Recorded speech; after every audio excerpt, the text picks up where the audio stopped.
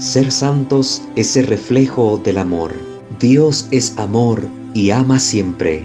Presentamos Santo Debo Ser. Recorramos juntos el camino a la santidad al que hemos sido llamados. Escúchanos y conoce más sobre la vida en el espíritu de santidad.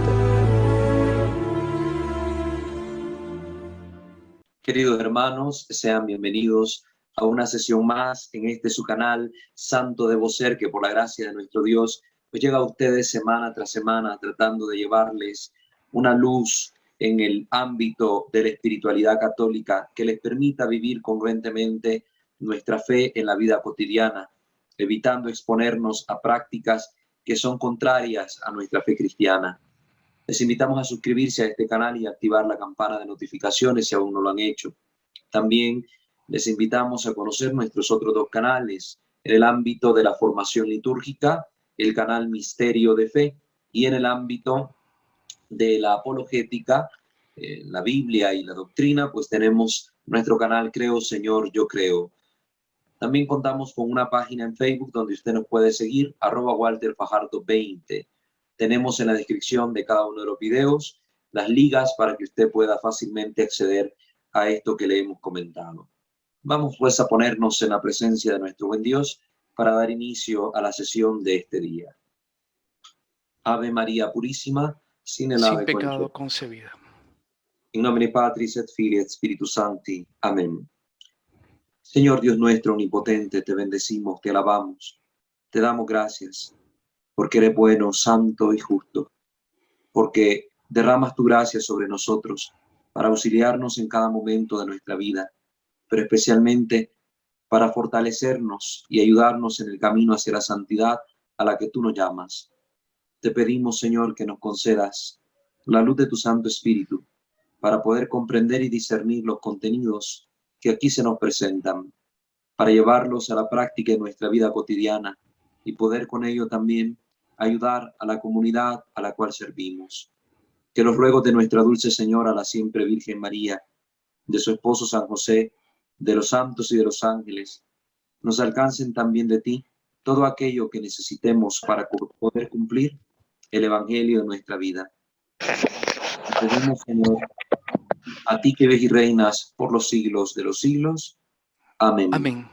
Padre nuestro que estás en el cielo, santificado sea tu nombre. Venga a nosotros tu reino. Hágase tu voluntad en la tierra como en el cielo. Danos hoy nuestro pan de cada día. Perdona nuestras ofensas, como también nosotros perdonamos a los que nos ofenden. No nos dejes caer en la tentación y líbranos del mal. Amén. Dios te salve María, llena de gracia, el Señor es contigo. Bendita eres entre todas las mujeres, y bendito el fruto de tu vientre, Jesús. Santa María, Madre de Dios, ruega, Señora, por nosotros pecadores, ahora y en la hora de nuestra muerte. Amén.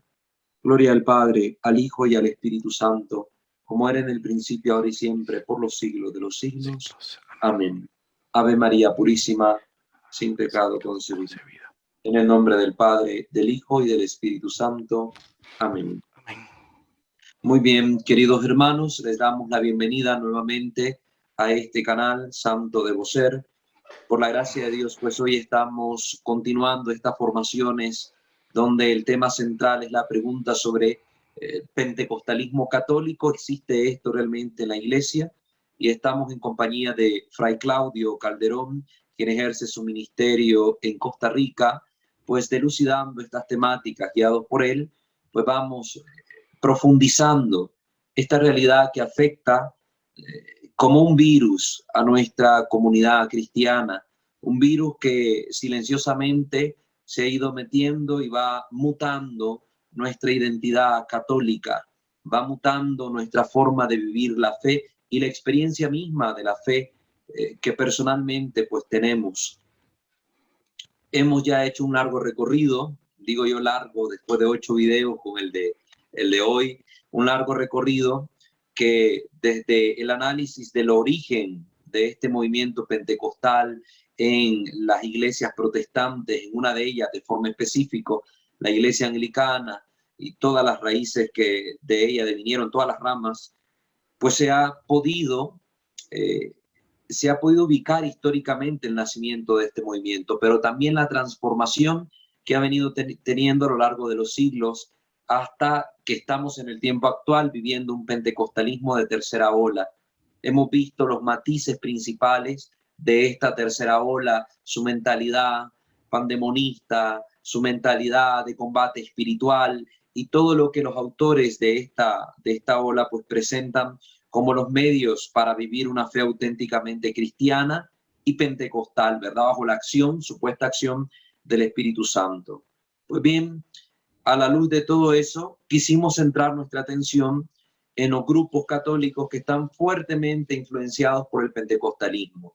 Y para hablar de estos rasgos pentecostalizadores que podemos hallar en los grupos, quisimos centrar nuestra atención en la actividad de una fundación colombiana que pues está haciendo mucho daño en este sentido a la iglesia, pues dentro del contenido de sus doctrinas y en su praxis se manifiesta una heterodoxia tal que ha desvirtuado la fe como tal en la presentación que ellos hacen de la fe. No es que la fe esté desvirtuada, sino como ellos la presentan.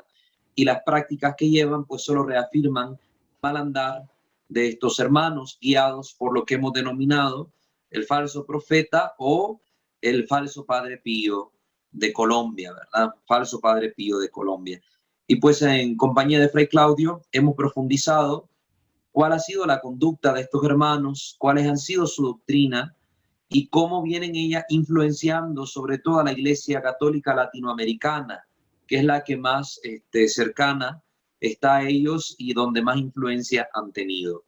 Ya hablamos un poco la sesión pasada sobre estas praxis un poco anómalas que tienen de confesar a los demonios, de platicar con ellos para tratar de descubrir cosas, de cambiarle supuestamente su investidura demoníaca por una investidura angélica. Y nos quedamos hablando de estos temitas para pues continuar desarrollándolos en la sesión de hoy. Buenas noches, Fray Claudio. Le damos nuevamente la bienvenida para continuar pues discurriendo en estas temáticas tan interesantes y necesarias para nosotros como fieles. Buenas noches a todos los que nos están siguiendo por las diferentes redes sociales. Un saludo y un abrazo de paz y bien desde Costa Rica. Somos ya muchos los países que nos unimos a este esfuerzo catequético porque la verdad nos hará libres y queremos pues hacer una denuncia pública precisamente de este elemento que ha sido poco resaltado y poco explicado, especialmente en las redes sociales, el pentecostalismo, que es una influencia extracatólica que se gestó, como lo dijo el hermano Walter, en la reforma del siglo XVI, mal llamada reforma, porque desde el punto de vista católico es el cisma protestante. De una de las corrientes proviene el pentecostalismo, que es de la corriente, como bien lo dijo Walter, anglicana, y específicamente de la línea wesleyana, porque John Wesley, fundador de los metodistas, es el padre del pentecostalismo moderno. Y siempre me gusta hacer como un breve resumen para contextualizar. Fueron dos pastores, William Seymour y Charles Fox Parham, entre el año 1901 y 1907, que en Estados Unidos fundaron el pentecostalismo. William Seymour era de etnia afro, era bautista, y Charles Fox Parham era de etnia blanca caucásica, de religión metodista, ambas líneas anglicanas, y se unen con los conceptos básicos de segundo bautismo, de don de lenguas, de descanso en el espíritu, de avivamiento, de búsqueda de la santidad, pero vía carismática, y fundan en el 1900 en Azusa, la famosa calle de Azusa, el avivamiento de Azusa, se le conoce el movimiento pentecostal clásico o primera ola, que más o menos se dio entre el 1900 y el 1960. A partir del 1960 se da la segunda ola,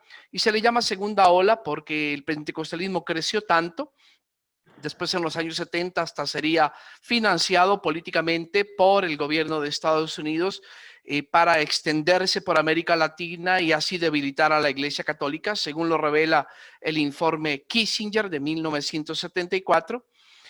Pero en el año 60, pues creció tanto que influenció a la Iglesia Católica, especialmente estadounidense. Jóvenes católicos empezaron contactos con anglicanos y con pentecostales clásicos, empezaron a leer sus libros y empezaron a copiar su modo de orar. Igual les pasaron los mismos fenómenos, la glosolalia, mal llamada don de lengua, el descanso en el espíritu, etcétera.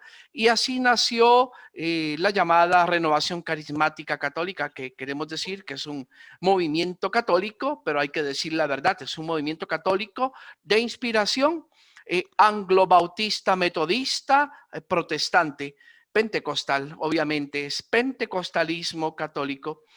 Y la segunda ola se extendería durante 20 años, entre 1960 y 1980, cuando otro pastor de segunda ola, llamado Peter Wagner, modificó, hablando de un tercer bautismo para el crecimiento eclesial o iglecrecimiento.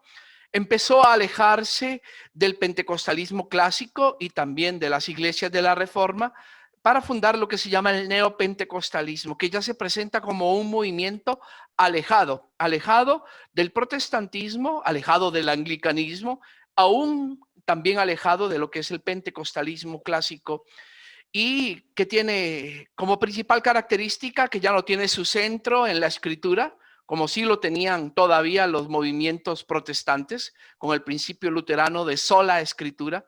Ahora no, ahora los neopentecostales ponen su centro de gravitación alrededor de la revelación privada. Dios que habla con el pastor. Por cierto, que ya no es pastor, porque también a la par de este movimiento se da uno paralelo y simultáneo, que es los movimientos de renovación apostólica y profética. Por eso es que los pastores neopentecostales se hacen llamar a sí mismos apóstoles y profetas. Entonces, Dios les habla y ellos se convierten en el eje doctrinal de su movimiento religioso. Por eso se hace todo un corpus, un cuerpo de doctrinas, entre comillas, porque no son doctrinas, son teologías, nuevo, por eso se llama neopentecostalismo, alejado totalmente del protestantismo y todavía mucho más alejado del catolicismo. Tanto así que después de la Reforma Protestante, podríamos decir sin temor a equivocarnos que el pentecostalismo es el fenómeno cristiano más influyente después de la Reforma Protestante del siglo XVI. Y es un movimiento tan potente que sigue afectando a todas las confesiones evangélicas. De hecho, casi las ha absorbido y las ha hecho desaparecer. Hoy por hoy el rostro del evangelismo es el pentecostalismo. Cuesta ver una iglesia de la Reforma que no haya sido influenciada, y también ha influenciado un gran porcentaje de la Iglesia Católica. Aquí hay variantes, hay diócesis que están más pentecostalizadas que otras, hay movimientos más pentecostalizados que otros, hay países más pentecostalizados que otros. Entonces, ¿qué es lo que estamos haciendo? Pues hablando de qué es el pentecostalismo, denunciándolo, para que usted, querido hermano y hermana que nos escucha, lo sepa identificar y que entre en un proceso de purificación, porque no es simplemente decir esto no es nuestro y quitémoslo, no, es dar justificadamente explicaciones de por qué. Muchas de las cosas que predican los pentecostales y que practican son heterodoxas y heteroprácticas, como dijo el hermano Walter. Heterodoxo significa doctrina torcida y heteropraxis significa práctica torcida.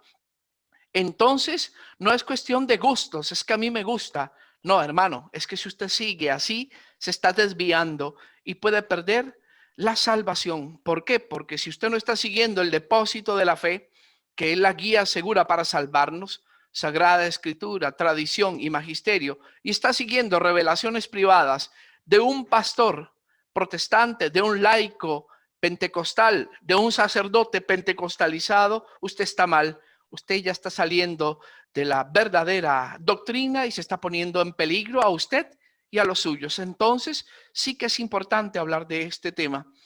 Ahora vamos a hablar de doctrinas. Por favor, que nadie se sienta golpeado y ofendido. Si alguno ve algún rasgo de pentecostalismo, pues reflexiónelo, y si Dios le da la gracia y la luz, pues modifique su conducta y hágase más católico. Pero no se sienta herido. La verdad es una espada de doble filo, y cuando entra y penetra hace un poco de daño, pero la verdad de Cristo nos hace libres. Entonces no le tenga miedo a la verdad. Escuche estas palabras con apertura y va a ver que el Señor hará el resto de la obra. Muy bien, hermanos, pues con este recorrido introductorio que nos ha hecho Fray, donde remembramos todo lo que hemos avanzado, podemos tener claridad del terreno que estamos pisando. Sobre todo, quiero resaltar mucho esas palabras finales que nos ha dirigido Fray al respecto. No estamos aquí yéndonos contra personas directamente, sino contra las herejías o las prácticas torcidas, como ha dicho Fray, que estas personas realizan y que desvían arrastrando a otros también hacia el error. Nosotros mismos ya hemos confesado en este programa de que en algún momento manifestamos distintos grados de pentecostalización. Decía yo que bailaba, brincaba al mejor estilo de cultos pentecostales, pero gracias a Dios hemos ido cambiando esa situación, porque no es lo correcto, no es lo propio de nuestra identidad católica, no es tanto la alegría o el júbilo, sino cómo y por qué esas cosas se hacen y el sentido con que se hacen, ¿verdad? Entonces todos hemos vivido estas experiencias, todos creo que a nivel de catolicidad y comunión hemos tenido encuentros con personas que pertenecen a la renovación carismática o sin pertenecer a la renovación carismática, manifiestan algunos grados de pentecostalización. Y por eso es importante atender a estas palabras para poder hacer un autoanálisis, una reflexión que permita que este contenido nos performe y nos permita transformarnos para poder ser lo que realmente debemos ser como cristianos católicos, sin suplantar la identidad de nuestro cristianismo, sin tratar de permitir que mute, sino al contrario, yéndonos por el camino recto. Porque precisamente eso es lo que hace el virus del pentecostalismo. Por eso tomamos esta imagen, hermano Walter.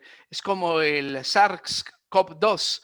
Entra en nuestro cuerpo, se monta en nuestras células, las modifica para sobrevivir y reproducirse, y las modifica genéticamente hasta enfermarnos y en algunos casos llevarnos a la muerte. Entonces, aparentemente el portador del virus sigue siendo el mismo, pero genéticamente ya está modificado y hay un combate interior. Bueno, así actúa el pentecostalismo. Entra en personas como si fuéramos cada uno de nosotros una célula y nos muta, nos cambia nuestro cristianismo original a tal punto que al final ya no somos más católicos, sino que somos sincretistas, una mezcla que en muchos casos es mayoritariamente pentecostal y un cuanto por ciento, un poco por ciento de católico. Entonces cogimos este movimiento, esta falsa fundación colombiana y este falso Padre Pío colombiano, para poner solo un ejemplo entre tantos.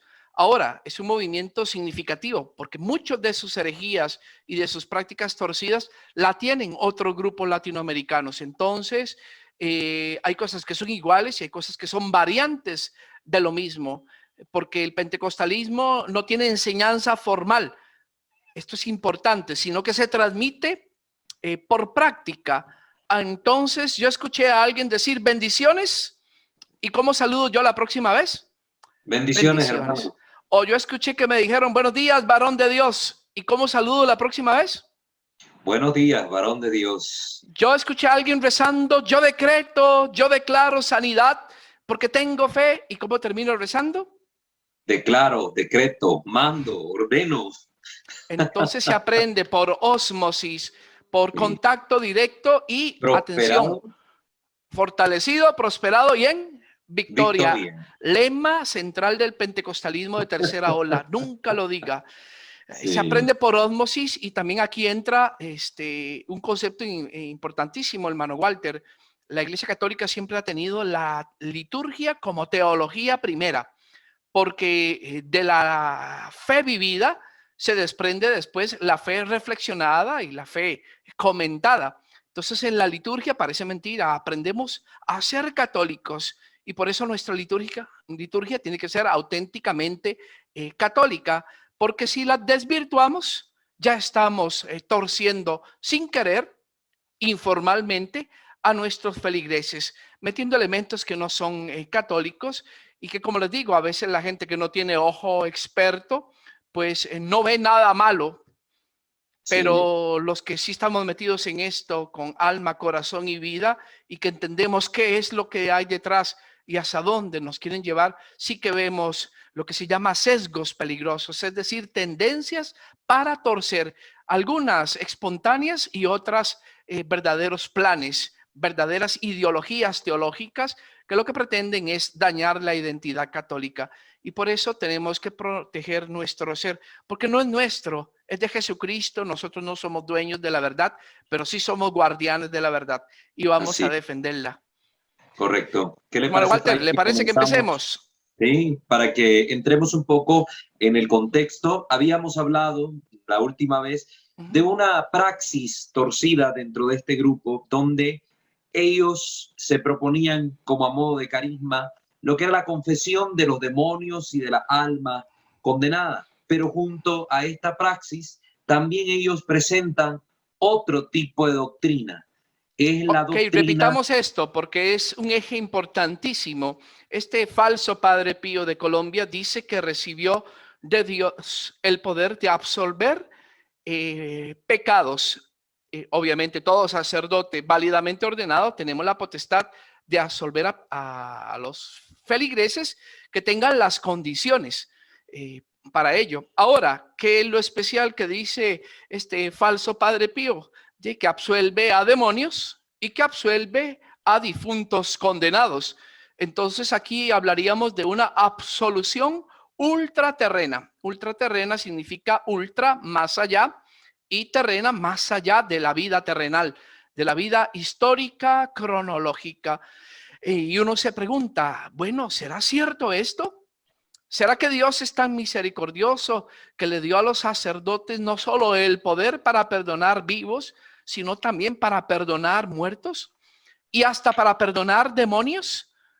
Tan grande será la misericordia de Dios, porque esta es la reflexión que uno se pone a hacer. Pero aquí hay muchas cosas que analizar. Número uno, acuérdense el mandato que recibió Pedro y los apóstoles del Señor. Y esto, estoy hablando, es materia de doctrina, es dogma vinculante. Entonces aquí no hay posibilidad de discusión. Se los recuerdo para los que quieren profundizar. Esto está en el Detzinger, que es el Enchiridium Symbolorum, el libro que contiene todos los concilios dogmáticos y textos dogmáticos de la Iglesia Católica, que le llamamos popularmente Detzinger, porque Detzinger es uno de los compiladores de todo este material, que es una antología de los concilios dogmáticos. Bueno, se encuentra en el Detzinger 348. Y el Detzinger 348 no lo leo porque es largo, es toda una página de explicación. El concilio dice que la Iglesia examinó por una consulta que se hizo esta postura. ¿Tenemos los sacerdotes la potestad de absolver pecados de forma ultraterrena? Y la Iglesia dice no, porque Pedro recibió el poder de atar en la tierra y que lo que ate en la tierra se desata en el cielo. Y de desatar en la tierra y lo que se desate en la tierra queda desatado en el cielo. Entonces es poder terrenal y la Iglesia recalca, los sacramentos son para los vivos, para los que están en el kairos, que es el tiempo de gracia. Cada uno de nosotros tenemos un kairos, que es desde que nacemos y luego nacemos a la fe, es decir, bautizados, desde que somos bautizados hasta que damos el último respiro, hasta que nos llega la Pascua, la muerte y nos dormimos en el Señor. Ahí se cierra el kairos. Por eso es tan importante que vivamos en gracia y por eso también tenemos un sacramento especial que antes se le llamaba extrema unción, pero se le cambió el nombre a unción de los enfermos, porque la gente esperaba hasta que ya se estuviera muriendo para que le pusieran la extrema unción. Es más, Padre Walter, creían que cuando venía el padre a ungir el viejito que se estaba muriendo, venía con él la chabelona. La chabelona, la muerte. La muerte. No, Sí. la iglesia dice, no, esto no es un sacramento para muertos o para moribundos, aunque se aplica si se está muriendo también, es para vivos, y por eso la iglesia le varió el nombre y le puso unción de los enfermos, y puede ser reiterado cuantas veces sea necesario en personas enfermas o en personas cuya edad o gravedad por su condición médica o enfermedad así lo amerite. Pero repito, todos los 7 sacramentos son sacramentos para vivo, y la iglesia cerró el tema dogmáticamente. No existe la posibilidad de que un sacerdote absuelva los pecados, ni de un difunto, mucho menos de un demonio. Fray, Esto se aquí creo relacionaba que, con otro tema que vimos que se llamaba apocatástasis, ¿verdad? Fray, yo creo que aquí es importante aclarar a la gente porque también suscitó algunas preguntas esto y decían, hermano, pero ¿qué sucede con el tema de la indulgencia? Dice, porque algunos consideran que la indulgencia es como que te perdonan los pecados ya una vez muerto, que aplicamos algún tipo de gracia particular para que el muerto, el que esté allí en el purgatorio, pase al cielo. Pero es que el que está en el purgatorio, lo que la iglesia confiesa con la iglesia purgante, no son hermanos que están condenados, sino al contrario, que ya han sido salvados por Cristo, pero están viviendo un proceso, están en un estado de purificación. Por eso les recuerdo lo que dice el catecismo sobre las indulgencias. Dice que la indulgencia es la remisión ante Dios de la pena temporal por los pecados ya perdonados en cuanto a la culpa que un fiel dispuesto y cumpliendo determinadas condiciones consigue por mediación de la iglesia. Esto lo dice el catecismo en el 1471. Entonces no es que la indulgencia sea equivalente al sacramento de la penitencia, no, para nada, sino que es esta gracia que el Señor ha concedido por medio de la iglesia. Hablemos de esto, hermano Walter, porque aunque se sale un poquito del tema, pero siempre es bueno recordar la sana doctrina. Acordémonos que cuando cometemos un pecado, el pecado tiene un doble reato, es decir, causa 2 cosas. Por un lado, penas eternas, y por otro lado, penas temporales. Repito, penas eternas y penas temporales. Entonces, cuando yo voy a donde el sacerdote y cumplo con las 4 condiciones para hacer una buena confesión, previo un buen examen de conciencia, estoy arrepentido, confieso todos mis pecados en número, materia y número, también tengo propósito de enmienda y cumplo la penitencia que me fuera dada, ahí están las 4 condiciones, entonces recibo válidamente la absolución. ¿Qué efecto tiene la absolución? La absolución tiene 2 efectos. Uno que casi nunca se menciona y es el más importante, que es acrecienta la gracia santificante. Entonces es un sacramento santificador importante, es la puerta del cielo. Por eso Padre Pío gastaba tantas horas en el confesionario, era un apóstol del confesionario.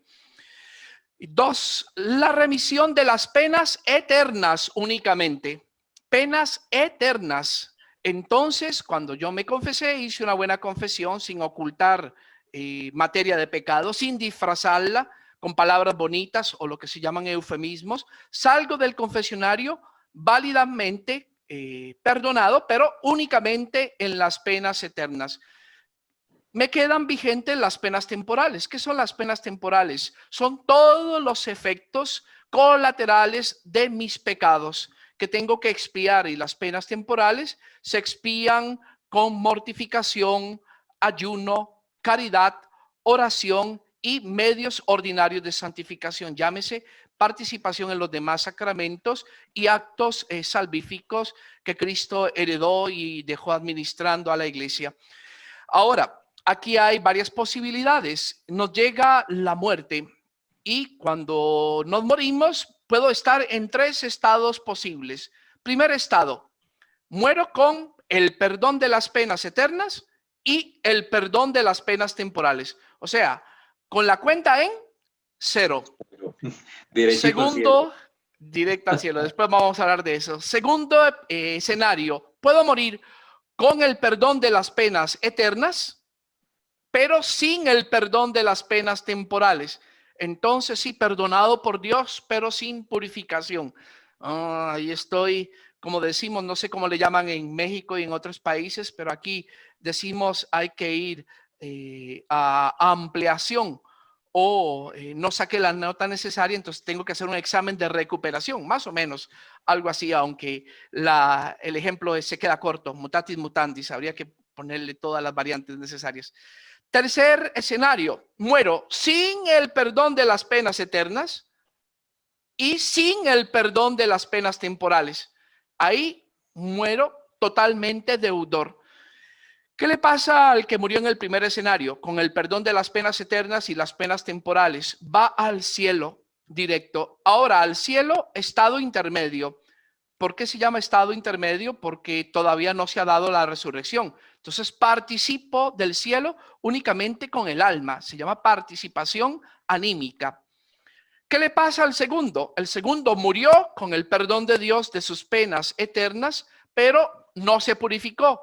Ese es el que va al estado intermedio que se llama purgatorio. El que va al purgatorio tiene la certeza de la salvación. Pertenece a la iglesia, está vinculado al cuerpo místico de Cristo y a la acción santificadora de Cristo en todo su cuerpo. Entonces está en un estado de purga que va a durar entre la muerte y la segunda venida de Cristo. No sabemos, no se puede hablar de tiempo porque es un estado que ya trasciende el tiempo cronológico de la tierra. Antes las indulgencias se tasaban en días, pero la Iglesia en el Concilio Vaticano II lo quitó y en años, porque no se puede saber ahí con precisión cuánto dura. Ahí no hay un cuánto, ni hay siquiera un ubi, no hay un lugar, es un estado. Entonces es muy difícil hablar de lo que se llama las postrimerías. Recuerdo que se decía, reza esta antífona y son 100 días de indulgencia, hasta el acto y son, no sé, 400 días de indulgencia. Se tasaban de esa manera, ciertamente. Sí, era lo que se llama latus sensu, sentido amplio, pero en realidad no sabemos cómo medir un estado atemporal como es el purgatorio y cómo Dios aplica la indulgencia, sea plenaria o parcial, en ese estado. Lo que sabemos es que la misericordia llega, ¿por qué? Porque hay vinculación de gracia y de santidad. ¿Por qué? Porque el que murió y va al purgatorio tiene perdón de las penas eternas, pero le faltó purificación de las penas temporales. Y el tercer escenario, el que muere sin haber pedido perdón a Dios, entonces con su plena pena eterna y su plena pena temporal va al infierno. Al infierno también como estado intermedio, es participación anímica infernal, diríamos.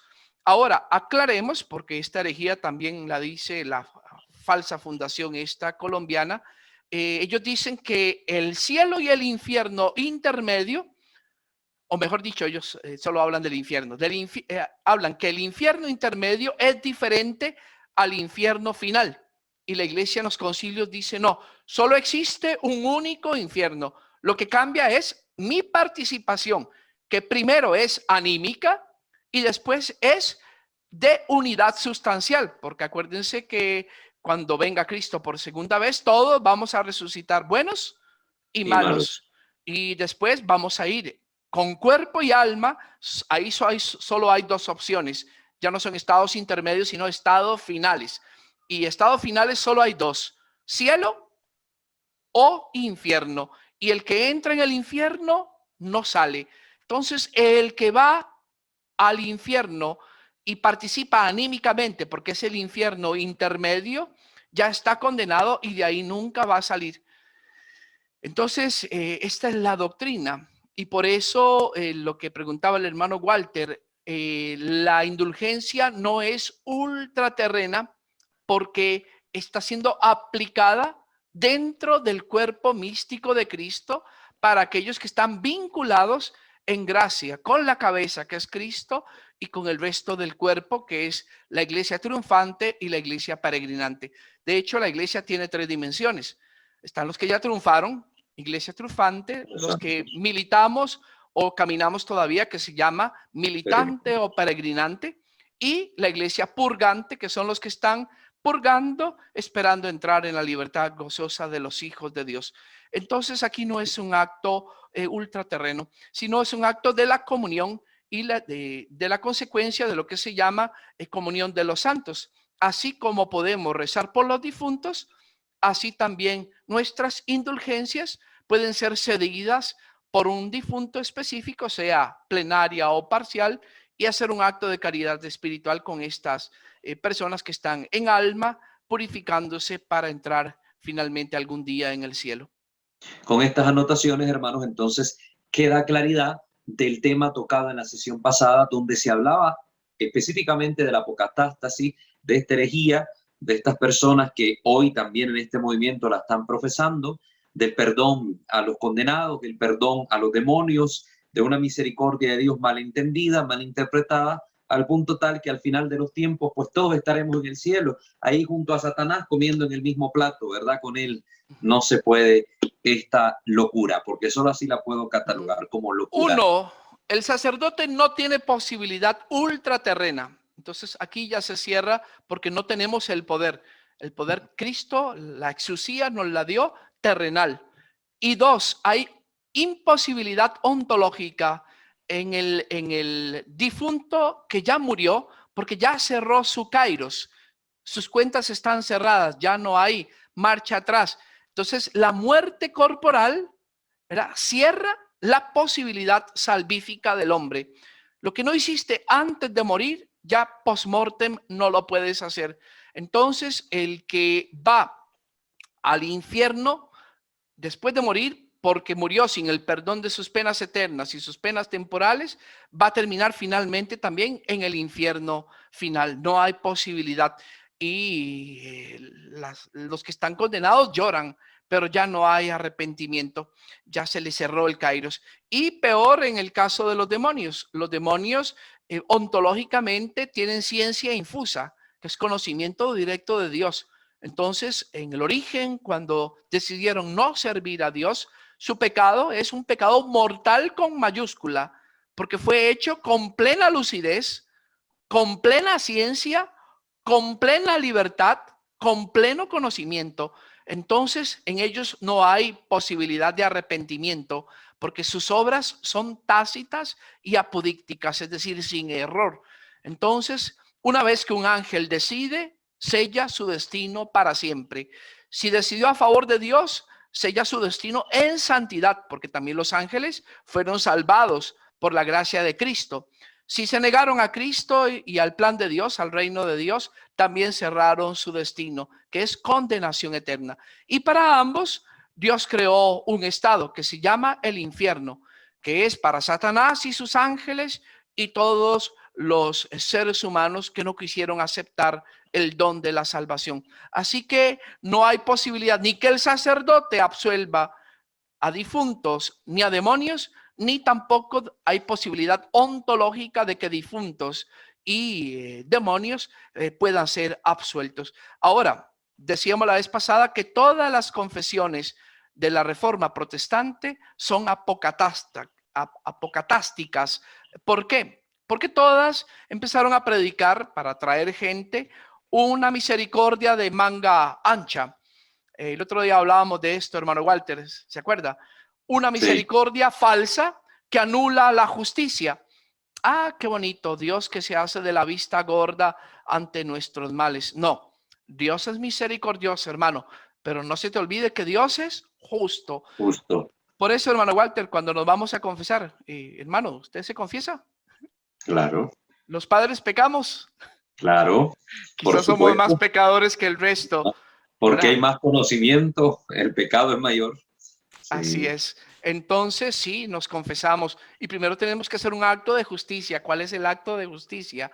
Es la confesión propiamente, es decir, acusarnos verbalmente y externamente sin miedo de las cochinadas que hemos hecho y decirnos, Señor, reconozco que transgredí tu ley, que transgredí tu amor frontal, tú que eres la fuente del amor, y yo me puse por amor a mí mismo en contra de ti y de tu plan. Perdóname, Señor. Entonces, después del acto de justicia, donde me he declarado reo y culpable de la condenación eterna, porque los pecados mortales producen la muerte eterna, entonces ahí viene la misericordia. Dios que me condona todas las deudas por amor gratuito, por charis. ¿Verdad? Te viene la palabra carisma, gratuidad. Es ágape, ¿verdad? Gratuito, y me condona por pura misericordia, por pura cabot, ¿verdad? Yo Gloria siempre, suya. yo siempre invito a los fieles a reflexionar un texto muy precioso que me imagino usted conoce muy bien también, el Eclesiástico capítulo 5, ¿verdad? Siracide capítulo 5. Siempre invito a reflexionar a la gente. Bellas palabras que nos recuerdan esto precisamente. No estés tan seguro del perdón mientras acumulas pecado tras pecado. Recuérdate que el Señor hay misericordia, pero también el Señor tiene justicia, tiene ira, y el día de la ira perecerás, dice la Escritura. Entonces, mejor convertirse y no dejarlo de un día para otro. Bello el texto, Eclesiástico capítulo 5, se los recomiendo. Así Fray, es. entonces, en unión con esto que veníamos hablando, de estas doctrinas, de estos carismas anómalos que sobrepasan incluso lo mismo que Cristo ha dejado como riqueza en su iglesia, porque pretenden basar en una autoridad personal lo que Dios no dejó. Y Corrigen y aumentan a Cristo. corrigen y aumentan a Cristo, es que es más Dios que Dios. Qué Es, presunción. qué presunción, ¿no? Pura soberbia.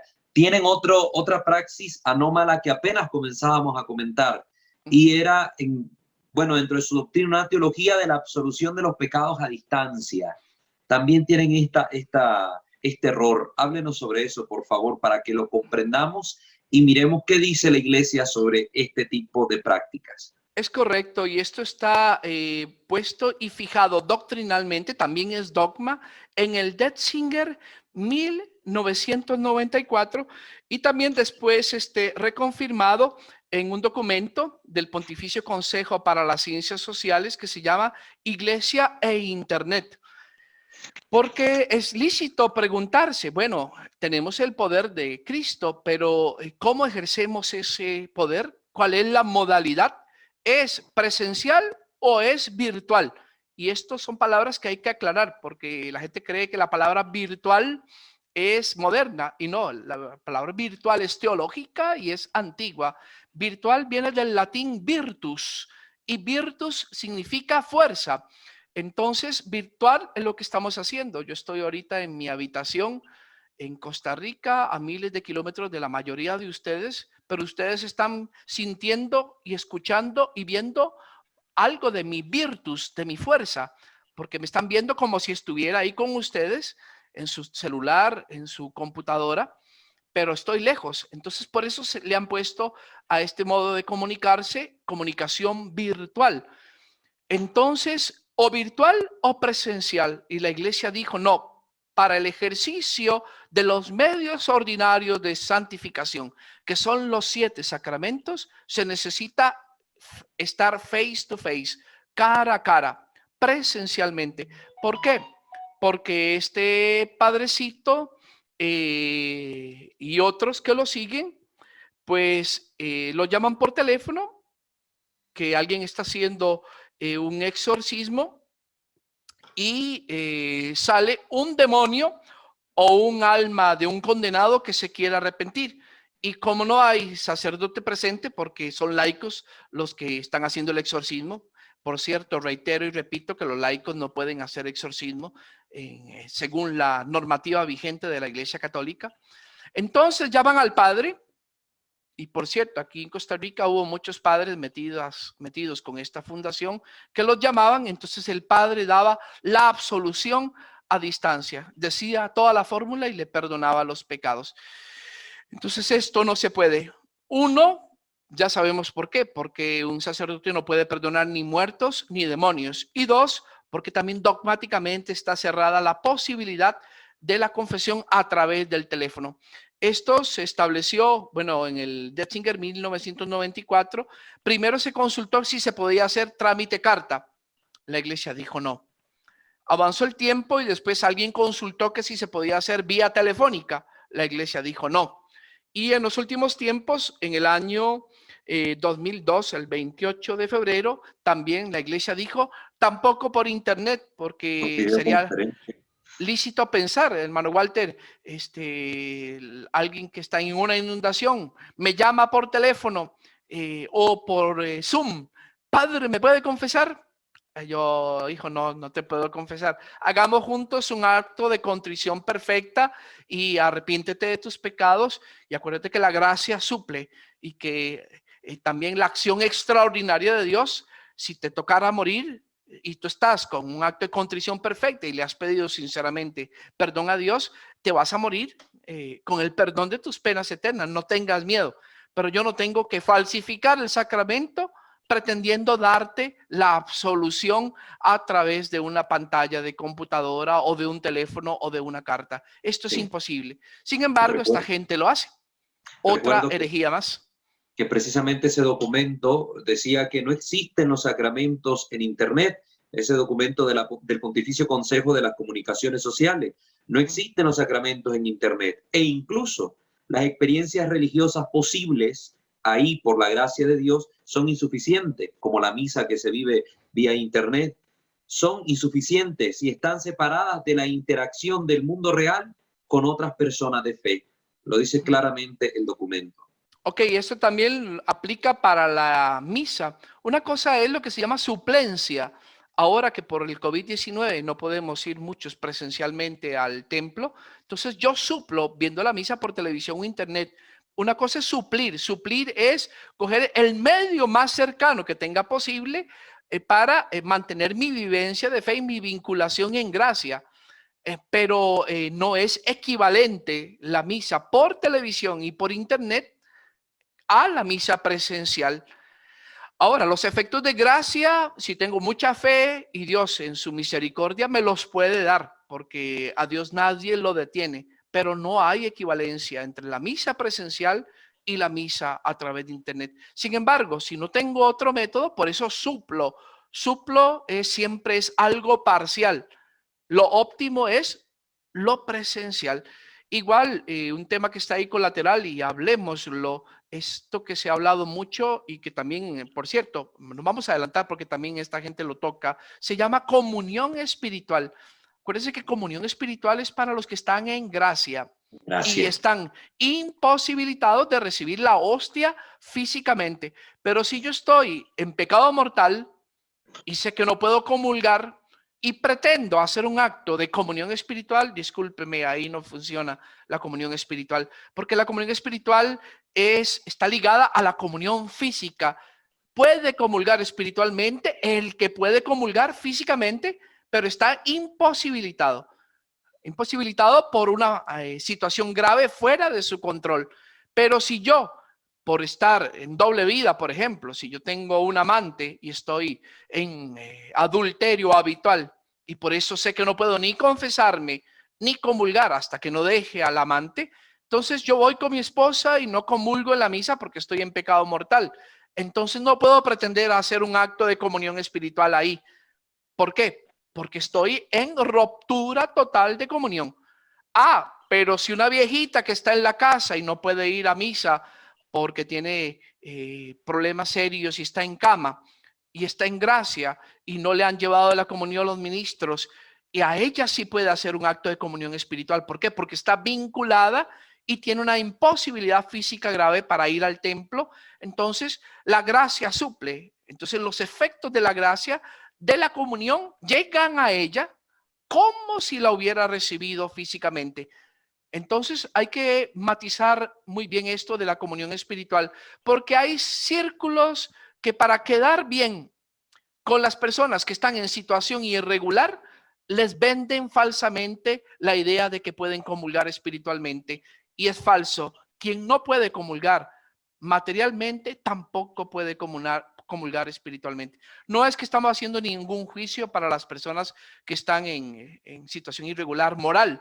No, acuérdense que Dios nos dio libre albedrío y cada quien está donde quiere estar y está donde está por las decisiones y las consecuencias de las decisiones que ha tomado en el pasado. todos podemos convertirnos y salir de las situaciones que nos impiden hoy la confesión y la comunión real. Ahora, esta gente también, dentro de los desvaríos que hace, una vez que absuelven, entre comillas, a los diablos y a los difuntos, también les dan la comunión espiritual. Así como les estoy haciendo. A ver, cogen a uno de los instrumentos, los instrumentos, los mediums, los canales, ¿verdad? Esto corazones es, sensibles. por cierto, el espiritismo está penado y es pecado mortal y es superstición contra la virtud de la justicia y la virtud de la religión. Por cierto, muchas de estas prácticas son supersticiosas y son pecado mortal. Y aparte de herejías explícitas, entonces cogen al instrumento que está prestando su cuerpo para que se manifieste el demonio y abre la boca y le dan de mentirillas, así, una hostia invisible, para que el supuesto demonio o la supuesta alma condenada, una vez absuelta de sus pecados, pueda comulgar. Entonces, otra tontería. Y va más allá, hermano Walter. Cuando no hay sacerdote y como pocos sacerdotes están con este falso profeta colombiano, de verdad que hay que estar loco y mal formado para alinearse con este tipejo. Entonces, como tiene escasez de curas que le hagan segunda, entonces él ha empezado a delegar a laicos para que absuelvan los pecados. Entonces yo lo escuché con mis propios oídos, a laicos diciendo: yo te perdono tus pecados en el nombre del Padre, del Hijo y del Espíritu Santo. Y aquí, bueno, aparte que es imposible porque no tienen sacramento del orden, se llama usurpación, ¿verdad?, de competencias y falsificación de sacramento. Solo por eso hay excomunión late sentencia para el que pretenda, sin ser sacerdote, absolverle los pecados a alguien. Queda en estado de irregularidad la persona según el Código de Derecho Canónico. Sí. Gravísimo, gravísimo. Ahora, esta gente está totalmente desquiciada y loca, ¿verdad? Porque esto parece una psicosis colectiva, una folie à trois, decían los franceses, una locura de tres o de grupo, porque el padre loquito dice una cosa y Raimundo y Segismundo y todo el mundo detrás de él creyéndole todas sus tonterías, ¿verdad?, planteando prácticamente un cristianismo 2.0 actualizado. Sabe más que Cristo inclusive. Sí, terrible. Qué presunción. Ya notamos de que eso se produce por falta de la formación de los fieles. Cuando un fiel está, aunque sea mínimamente formado, detecta algo que dice: no, aquí no está bien esta situación. Pero cuando no hay formación, el laico está a expensas de lo que otro diga y puede tocarle un buen cura como un mal cura en cuanto a la doctrina. Y entonces ahí es donde está el problema y usted va detrás de cualquier viento de doctrina extraña, como dice la Escritura. Sí, el problema también que se encuentran a gente que tienen sed, pero cuidado, porque en tu gran sed te pueden estar dando veneno. Sí. Y no te puedes estar dando cuenta de que estás camino a la muerte eterna. No cualquier fuente es buena para abrevar. No cualquier fuente es buena para abrevar, sí. Entonces, ellos hacen esta pseudocomunión eucarística espiritual para las almas de los difuntos que poseen a una persona. Y ya que estamos en tema sacramental, hay otro sacramento del que abusan montones. Pasemos al bautismo espiritual.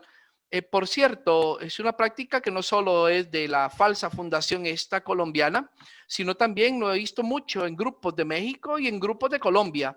Y estamos hablando de bautismo espiritual de niños que murieron sin el sacramento. Y hay manuales en la internet para bautizar, especialmente niños abortados. Y hasta hay campañas de adopte un niño abortado. Ahora, ¿cómo hacen esto? Bueno, la mecánica que usa la Fundación Colombiana es que está la persona que tiene presunta posesión, están los mediums o almas de corazón abierto o instrumentos, como le llaman ellos, uno que le presta la voz al demonio y el otro que le presta el cuerpo. Entonces, de repente se manifiesta, según ellos, a través del medium que habla, un alma de un niño abortado, por ejemplo. Entonces, en el vaniloquio que hacen, en la entrevista que le hacen a la presunta alma del niño abortado, que es un diálogo vano, por eso se llama vaniloquio, entonces sale que fue un niño que no fue bautizado. Entonces le preguntan, ¿quieres ser bautizado? Y él dice que sí. Ahora, aquí viene lo ridículo. Como no saben si es el alma de un niño o de una niña, hermano Walter, ¿sabe cómo le ponen a todos? Esto parece bautismo masivo colonial. José María o María José. Ay, José María o María José. Bueno, gracias a Dios que no se ha metido la ideología de género en la Fundación Colombiana, porque si no, 112 géneros, ¿Quién ¿cómo le sabe? pondrían? Josex, Marix. Sex, Marix, Marix. o con arroba. Arroba. Entonces, escogen el almita o la persona que dice que tiene el alma y entonces hacen todo el rito bautismal. José María o María José, yo te bautizo en el nombre del Padre, del Hijo y del Espíritu Santo. ¡Ah, qué bonito! Y sabe que he visto, Fray, también dentro de esas mutaciones, de esa praxis anómala. Por ejemplo, en Nicaragua estuvo esa praxis del bautismo de niños abortados, pero era yo te bautizo en la sangre de Cristo. Ya no era que derramaban el agua, sino que decían yo te bautizo, fulanito de tal, en la sangre de Cristo, porque podemos bautizar en la sangre redentora de Cristo. Ok, hablemos de eso, hermano Walter. ¿Hay teológicamente posibilidad de bautizar a una persona post-mortem? No, repetimos la idea, los sacramentos son sacramentos de vivos. Son para vivos. El poder de bautizar, que aquí lo tienen ordinariamente el presbítero y el diácono y extraordinariamente el laico y cualquier persona, prácticamente es el sacramento más abierto, es solo para vivos y es terrenal, no es ultraterreno. En tercer lugar. De hecho, Fray, antes de que cruce al tercer lugar, quiero ir a marcar algo que está en la ley de la Iglesia, en el canon 871 respecto a eso. En la medida de lo posible, se deben bautizar los fetos abortivos si viven, porque precisamente ahí está el problema. No son sacramentos para muertos, son para vivos. Entonces, incluso el feto, si nace vivo, se le bautiza, pero una vez que ha muerto, no se le puede bautizar, ni echar agua del rescate, ni nada de eso, como dicen algunas personas. Correcto, solo que haya pasado inmediatamente la muerte y que uno la haya presenciado. Entonces, sabemos por la ciencia que puede haber todavía neurológicamente vida o actividad cerebral. Cierta actividad cerebral, sí. Entonces, pero en ese aspecto se da el sacramento bajo condición. Si yo presencié la muerte en acto y en ese momento le estoy dando el sacramento, entonces yo te bautizo bajo condición en el nombre del Padre, del Hijo y del Espíritu Santo, porque lo que tengo es una duda razonable si está vivo. Yo pero si ya estoy vivo, sí. si ya estoy seguro de que está muerto, ahí no hay situación. Les cuento una anécdota. En tiempos de la guerra en Nicaragua, un fraile nuestro, pues lo llamaron porque había explotado un bus, le pasó encima a una mina y el bus voló por los aires y este padre con mucho valor entró en el autobús y solo encontró pedazos y ni siquiera pudo ungir cabezas porque no habían, eran cuerpos. Entonces a los que tenían cierta vida, él se atrevió a darle la unción de los enfermos, pero a otros era imposible y no sabía a qué parte pertenecía a quién. Volvemos al tema, hay situaciones muy extremas. La muerte es una de ellas, bajo cualquiera de sus formas, pero si la persona ya está muerta, no se le puede aplicar ningún sacramento. Tienen otra práctica anómala, hermano Walter. Dicen que a usted lo pueden haber bautizado con nombre pactado. Es más, le tengo una mala noticia, hermano Walter. Como usted tiene nombre gringo, no tiene nombre cristiano. Existe San Walter. Existe San Walter. ¿Sí? Perdón, San Walter. Ahí estoy buscando. Entonces, si a alguien le pusieron un nombre pactado, dicen ellos, entonces hay que rebautizarlo. Entonces aquí caeríamos en reiteración ilícita e inválida del sacramento del bautismo, porque el sacramento, el nombre es lo de menos. Lo que importa es la acción, y la acción es la inhabitación trinitaria en el pecho del creyente. ¿Qué significa esto? Que el Padre, el Hijo y el Espíritu Santo bajan e inhabitan. Se dice inhabitan porque son espíritu y no pueden habitar de manera física, sino es inhabitación, es decir, habitación espiritual. Y habitan sin dejar de estar en la gloria, porque Dios es omnipresente y funda todo lo que se llama el organismo de gracia santificante. No nos vamos a poner a hablar de esto porque sería un tema extensísimo, solo para 2 o 3 días de charla. Entonces ahí la persona está adoptada en gracia como hijo por participación, independientemente del nombre, aunque sea como salía en Cantinflas, ¿verdad? Nepomuceno. San Juan Nepomuceno. Sí. ¿Verdad? No le ponga tan feo, dijo Cantinflas. Bueno, es el nombre de un santo nuestro. No importa el nombre Bien. feo. No importa si sea nombre oriental, si se llama Chun Chin Chan, ¿verdad? No importa. Lo que importa es la invocación trinitaria, Padre, Hijo y Espíritu. Y no se puede reiterar el bautismo. De hecho, hermano Walter, ¿qué le pasa si algún católico se va de la iglesia católica y va a una de estas sectas pentecostales y le dicen, el bautismo que le hicieron en esa iglesia no sirve, le tenemos que hacer el nuevo bautismo? ¿Qué pasa, Pues hermano Walter? uno debería decir que no, pero sucede. ¿Y qué pasa? Hay un pecado contra ese sacramento recibido y contra la misma ley de Dios expresamente manifestada por San Pablo en la carta a los Efesios. Un solo Señor, una sola fe, un solo bautismo. Un solo bautismo. Es correcto, y aquí hay una pena canónica porque la persona que hace eso y después se da cuenta que si yo quiere volver a la iglesia católica va a tener que hacer un proceso de sanación. ¿Por qué? Porque le dio la espalda al verdadero bautismo. El bautismo no lo confiere ni el presbítero, ni el obispo, ni el diácono. O sea, el bautismo es una toma de posesión de la Trinidad de la persona. Por eso no se puede reiterar. Imprime carácter. Es decir, hay un cambio esencial en la persona. Entra una criatura al bautisterio y sale un hijo de Dios in eternum para la Sí. condenación o para la salvación. Entonces no se quitan los efectos. Por cierto, hay Quiero, una práctica progresista de gente que está pidiendo desbautizarse y movimientos de apostasía colectiva. Esta es una tontería. Nadie se puede no se puede desbautizar. quitar. Le pueden hacer Quiero una leerle. anotación ahí marginal en el libro de bautismo diciendo que no quiere pertenecer a la institución católica, pero el bautismo ni con cloro ni con lejía se quita. Nada. Quiero leerles, hermanos, lo que dice al respecto el numeral 1272 del Catecismo de la Iglesia Católica. Dice así: incorporado a Cristo por el bautismo, el bautizado es configurado con Cristo. Romanos 8:29.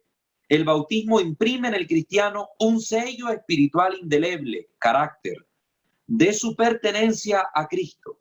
Este sello no es borrado por ningún pecado, por ningún nombre, como está diciendo Fray, ¿verdad? Pactado. No, este sello no es borrado por ningún pecado, aunque el pecado impida al bautismo dar fruto de salvación. Dado una vez por todas, el bautismo no puede ser reiterado. Catecismo de la Iglesia Católica 1272. Ajá, y si quieren profundizar, hay un montón de concilios que nos hablaron sobre la imposibilidad, y esto está cerrado dogmáticamente, es dogma, de reiterar el bautismo. Está en el Detzinger 183, 316, 319 y siguientes, 478, 580, 582, 644, 758, 810, 855, 1081, 1624 y 1671.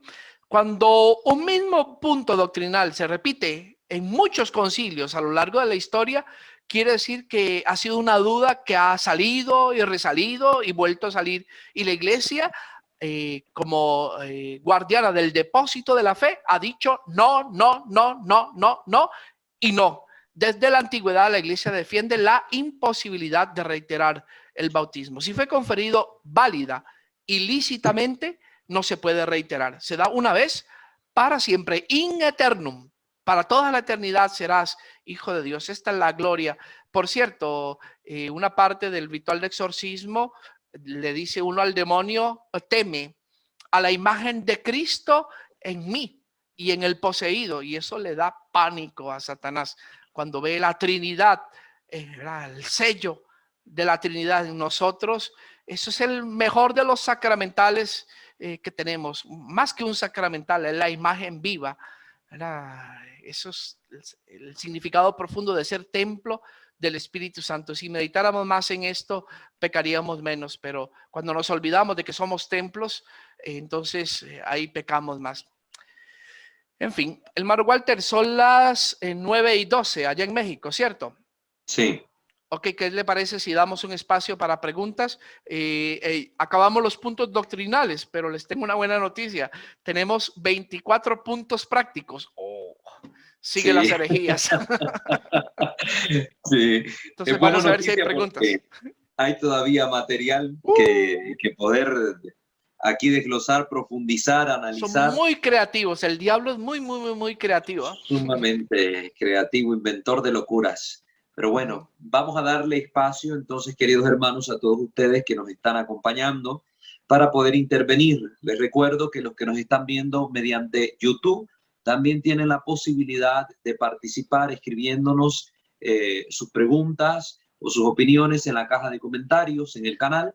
Y los que están conectados mediante Zoom, uno a la vez, por favor, su nombre, de dónde nos está hablando y preguntas o comentarios precisos, breves, concisos, que nos permitan a nosotros también darles una palabra respecto a lo que comenten. Por cierto, el hermano Johnny Leitón de Costa Rica publicó en el chat el número 1194, que es el texto dogmático del Santo Oficio de 1602, donde se prohíbe la absolución a través de cartas o a través de un mensajero. Entonces, el que quiere el texto específico, ahí está. Excelente. 1100 dijo por ahí. 1194. Perdón, sí. 1994.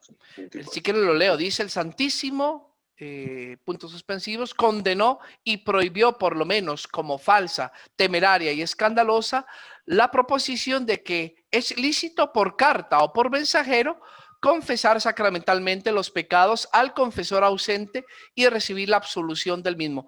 Bueno, que dice aquí por mensajero, porque por ahí mucha gente está preguntando que si uno le puede decir los pecados a alguien y ese alguien se los lleva al Padre y no, tampoco. Atención, solo hay una opción, y me acuerdo, hermano Walter, que es la traducción. Sí. Cuando uno está frente a una persona o intérprete que no habla mi propia lengua y me dice que lo confiese, entonces yo puedo meter un intérprete, pero tengo que hacerle un juramento al intérprete de que se va a llevar a la tumba los pecados que confiese la persona, que no los puede decir, y es algo muy sagrado. Por cierto, les cuento algo gracioso. Una vez teníamos un fraile polaco muy risueño, y la gente, donde sabía que era extranjero, entonces en Guatemala se metía al confesionario y en lugar de hablar en español, hablaba en una de sus lenguas autóctonas, en quiché o maya quiché, y entonces para que el padre no entendiera los pecados que estuviera diciendo. Entonces el padre un día se cansó y entonces les empezó a dar la absolución en polaco. Entonces la gente empezó a reclamar, habla español. A ver, si no me dicen los pecados en español, yo no le doy la absolución. Está bien. La gente a veces es bien viva. Astuta. Sí. Canon 990, Fray. No se prohíbe a nadie la confesión mediante intérprete, con tal de que se eviten abusos y escándalos, sin perjuicio de lo que prescribe el Canon 983, parágrafo 2. Eso está en el Canon 990 del Código, para quien lo quiera también. Ahora que hablaban de intérpretes, me acordaba de algo. En los exorcismos, a veces, a veces, la mayoría de las veces, el demonio dice por cuándo entró y por qué circunstancia. Entonces, qué sé yo, puede decir, yo entré por juego de Ouija, y obviamente la persona que hizo el juego de Ouija es la que está poseída o el que está poseído. Pero a veces, por ejemplo, dice, yo entré por una violación. Y no es lícito preguntarle al demonio quién fue el violador. Imagínense hasta dónde llega la prudencia de la Iglesia Católica. No es lícito. Y por otro lado, si uno lo intenta, y se los digo porque yo lo intenté cuando desconocía estas cosas y estaba empezando, el demonio no puede decirlo. Dios no lo permite. Entonces miren cómo es la grandeza de Dios. Bueno, creo que quieren algunos hermanos intervenir. Les cedemos la palabra, por favor, Adelante. sin dejar mucho tiempo ahí el espacio. Ok, dice, soy Noemí. Yo confieso ante Dios Todopoderoso y ante vosotros, hermanos, que he pecado mucho. Ok. Esta parte en las completas es del sacerdote solo. Dios Todopoderoso tenga misericordia de nosotros, perdone nuestros pecados y nos lleve a la vida eterna. No, esa es una fórmula general que el que está dirigiendo la oración la dice, pero es una invocación general donde se le piden a Dios el perdón de los pecados. Ahora no tiene valor absolutorio, al menos de pecados mortales. De pecados veniales, toda oración sí elimina los pecados veniales. Esto no es de uso exclusivo del sacerdote. Lo puede decir también un laico cuando está recitando, dirigiendo o cuando está haciendo solo la liturgia de las horas. Muy bien. No sé, Fernanda, si hay también algún comentario por YouTube. Sí, desde YouTube, Andrea Carballo comenta, ¿cuál es la diferencia entre indulgencia plenaria e indulgencia parcial? Mano Walter, lo dejo a usted si quiere pelearse con las indulgencias. Pues a mí siempre me gusta ir al catecismo, Fray. Yo como siempre digo a la gente, Fuente segura. Mi respuesta prefiero darla con el catecismo porque así me evito malas interpretaciones y además para evitar lo que nos sucedió con la hermana la vez pasada, ¿verdad? Que nos preguntaba de dónde dicen esas cosas, de por qué dicen esto otro. Pues prefiero mejor lo seguro, que es la doctrina de la iglesia. Permítanme encontrar el numeral para mandarles al texto. Yo prefiero que lo lean, ¿verdad? Son bastantes numerales, pero prefiero darles el texto. Pueden encontrarlo, las indulgencias, a partir del numeral 1471, para la hermana que nos está viendo, 1471, ahí está toda la información. La indulgencia es parcial o plenaria según libere de la pena temporal debida por los pecados, en parte o totalmente. Entonces, ahí van a encontrar usted toda la información sobre la indulgencia, 1471 en adelante. Igual, si quiere, si gusta, también le puedo buscar en el Código de Derecho Canónico lo que dice la Iglesia sobre la concesión de las indulgencias, pues para que tenga también otra fuente a la que recurrir. Yo así trabajo, para y me gusta irme a los libros. Por cierto, les recomiendo que lean el Indulgenciarium Penitencia actualizado, que lo hicieron hace pocos años, que viene con las últimas indulgencias. La Iglesia ha enriquecido con indulgencia parcial y plenaria tantas cosas tan bonitas como que hacemos todos en nuestro día a día, como decir, San José ruega por nosotros, el rezo letánico o invocaciones espontáneas. Hasta eso está enriquecido con indulgencia. Si la gente supiera cuántas obras cristianas están enriquecidas, las haría más y se animaría más a rezar, porque eso es un regalo extra del tesoro de la gracia de Dios. Así es. En el capítulo 4 de la parte 1 sobre los sacramentos, ahí se nos habla en el Código de Derecho Canónico, Canon 992 y siguientes, el tema de las indulgencias, también para quien quiera profundizarlo más y así pues esclarecer su duda. ¿Qué dice la Iglesia? No lo que opina Fray, no lo que opino yo, lo que dice la Iglesia. Catecismo y Código de Derecho Canónico, ahí tienen más que suficiente material para darse gusto. Indulgencia viene de indulgere. Indulgere es tener misericordia de alguien y condonarle su deuda. Ahora viene de plenus en latín, que significa totalidad, y de part, que significa parcial. Entonces, plenario, pleiro en griego, significa total. es decir, la condonación total de las penas temporales, y parcial es la condonación en parte de las deudas, de las penas temporales. Entonces, ánimo, ahí está el tesoro de las indulgencias. Por cierto, no se traguen el cuento de cliché de los luteranos y que repiten todos los evangélicos de que la reforma luterana fue por las indulgencias. Mentira. Estudien historia. La reforma luterana ante todo fue política, fue pleito político y Con los se príncipes usó. alemanes, sí. Así es, los delfines alemanes contra los estados pontificios, y se cogieron las ideas subversivas y heréticas de Lutero para darle contenido ideológico protestante. Fue una Después excusa. fue La una excusa que excusa. Ajá. Y hasta el día de hoy la gente sigue cayendo y hasta ve la película hecha por los luteranos de Lutero, ¿verdad? Y que fue a Roma y que estaba lleno de prostitutas y que la las venta de las indulgencias y que el Papa construyó el Vaticano con indulgencia, bla, bla, bla. No se puro traigan cuento. todo. No nos metemos tanto al cuento de la indulgencia porque no es el tema capital, ¿verdad? De nuestra exposición. Okay. Acá hay una pregunta interesante de Mario Ruiz de Costa Rica. Dice, buenas noches. Antes se decía que los niños no bautizados estaban en el limbo. ¿Era un lugar o una forma de expresarse? Ok, el Papa Benedicto dijo que el limbo nunca ha sido doctrina, sino que era un teologúmeno. Un teologúmeno es una hipótesis teológica, y que el Papa dijo que con el avance en la comprensión dinámica de la revelación no parecía sostenible.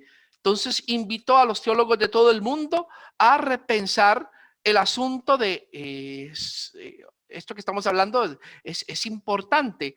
Ok, si un niño nace, muere en el parto o nace muerto, y entonces no tiene la posibilidad de aplicársele el bautismo porque ya está muerto. Entonces, ¿dónde van los niños que mueren sin bautismo? Ahora, el mismo Papa dijo, acuérdense que el bautismo es muy amplio. El bautismo ordinario es el bautismo de agua, pero la iglesia desde la antigüedad conoce otros dos tipos de bautismos. ¿Cuáles son, hermano Walter? El bautismo de sangre y el bautismo de deseo.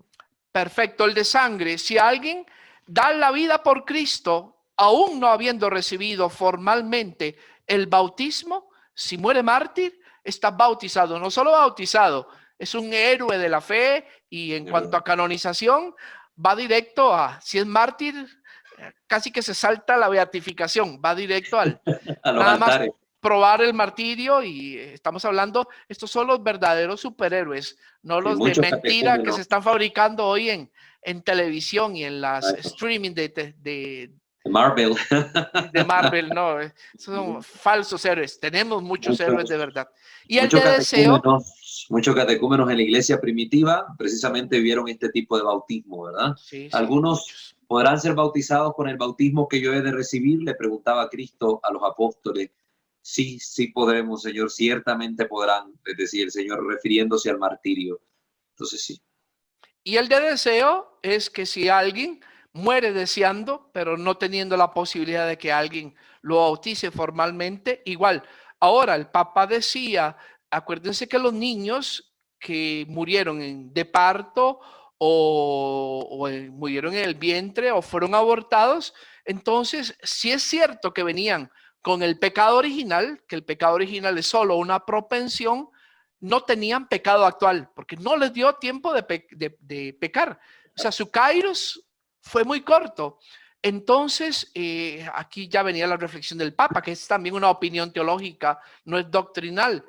Dijo, ¿cómo va a ser imposible que estos niños, por misericordia de Dios, sean salvados, invocando el bautismo de deseo? Si toda alma creada por Dios es ontológicamente buena, entonces si es ontológicamente buena, se presupone el deseo innato de Dios en el corazón del ser humano. Entonces, un alma que no llegó a ser influenciada por la sociedad, por sus malos instintos, ni llegó nunca a pecar, entonces, aunque tenga pecado original, no llegó al pecado actual. Entonces, no tiene ni pena eterna, ni pena temporal. Entonces, ¿cómo no va a ser sujeta de la acción salvífica de Dios? Y esta era una reflexión, claro, pero es un tema abierto como les digo, y para responder a Mario Ruiz, solo es el limbo un teologúmeno, es decir, una hipótesis teológica que nunca ha tenido suficiente peso para ser elevada a doctrina o a dogma. Entonces, es una discusión abierta. Hay muchas Sí, cosas que están todavía abiertas. muchos de estos grupos sostienen eso, que los que están poseyendo de estos niños que se manifiestan son niños que están en el limbo, y lo dicen así tal cual, que estos niños se manifiestan, que están en el limbo pidiendo pues la ayuda de estas personas, de este grupo tan raro, ¿verdad? Que andan por ahí. No sé si alguien más, hay algún otro comentario en YouTube, hermana Yo, padre, Fernanda. yo quisiera preguntar algo. Rosebelia. Sí, soy Rosabelia de Texcoco. Acerca de la misa virtual, ¿es válida solo si la vemos? Bueno, si el confinamiento está de no salir y solo si la vemos en vivo o puede ser reproducida, no sé, después de unas horas de ya haber terminado la misa, ponerla y es válida así o solo si es en vivo. ¿Qué dice, hermano Walter? ¿Ha leído algo sobre esta especificidad que pregunta la hermana? Pues lo que he andado indagando precisamente por la situación actual es que sí se pide que se tiene que vivir la misa transmitida en vivo, no regrabada, no retransmitida. Eso sí sería un subsidio para ayudarnos en la vivencia de la fe, pero no propiamente la No en diferido. como decía, sí, la suplencia a la imposibilidad de poder asistir presencialmente a la Santa Misa. Como fieles yo me puedo unir a la misa de mi parroquia, a la misa que estén transmitiendo. Ahora casi a cada hora hay transmisión de misa, ¿verdad? Uno buscando encuentra misa en vivo casi a cada hora, incluso en la madrugada, porque de otros países, de Europa, por ejemplo, están transmitiendo. Entonces uno debe buscar la misa y tener en cuenta que es un subsidio que la Iglesia ha brindado, el poder tener esta posibilidad de ver la misa de esta manera por el confinamiento y la situación actual. Es algo extraordinario, no es la regla general, no es lo que se debe aplicar siempre. Ay, es que hoy no tengo ganas de ir a misa, hoy es domingo, pero no quiero salir de mi casa, hoy no voy, la veo por la tele. Eso no es válido, ¿verdad? Hay que ir, asistir presencialmente, pero Tiene que teniendo haber imposibilidad grave. grave. Es Hay decir, que por ejemplo, una persona que tenga comorbilidad y que peligre de muerte, si se contagia, ahí hay un impedimento grave. Pero grave. como dijo el hermano Walter, es que me quedé hasta tarde viendo el partido de la Copa de Oro. Por cierto, que nos va bien en la Copa de Oro. Entonces, ay, qué pereza ir a misa en la mañana. Entonces, si cada una la pasan, voy a verla. No, ahí no hay imposibilidad grave. Ahí hay más bien negligencia culpable. Pereza también de por medio, hay un pecado capital. Sí, Exactamente. Ahora, un tema ya aledaño que se me viene a la memoria. También hubo un motu propio de indulgencia para COVID-19, tan amplio. ¿Por qué? Porque el Papa, como vínculo de unidad y administrador de la multiforme gracia de Dios en esta iglesia terrenal, se dio cuenta de que hay personas en las unidades de cuidados intensivos que no tienen acceso real a un sacerdote. Entonces, dio una indulgencia tan abierta, donde dice que hasta sin absolución, con un acto de arrepentimiento, un acto de contrición perfecta, dolor de los pecados y un llamado sincero de arrepentimiento a Dios, no solo quedaba la persona absuelto de sus penas eternas, sino también de sus penas temporales. Ahora, estamos aquí hablando de una situación de máxima gravedad y de máxima imposibilidad, donde la ley superior de la iglesia, que es la caridad, rompe toda barrera, y lo que no se puede hacer por vía ordinaria, Dios sí que lo puede hacer por vía extraordinaria. Pero el tema es el mismo. Aquí el tema es juzgar la imposibilidad real y grave. Si es por vagancia, no se puede. Por ejemplo, Mano Walter, nosotros somos aquí en Costa Rica un santuario de confesiones. Si vienen 500 personas y yo solo tengo una hora para confesar, les puedo dar la absolución masiva a todos. La absolución general. Sí, porque son muchas personas y no las puedo confesar en una hora.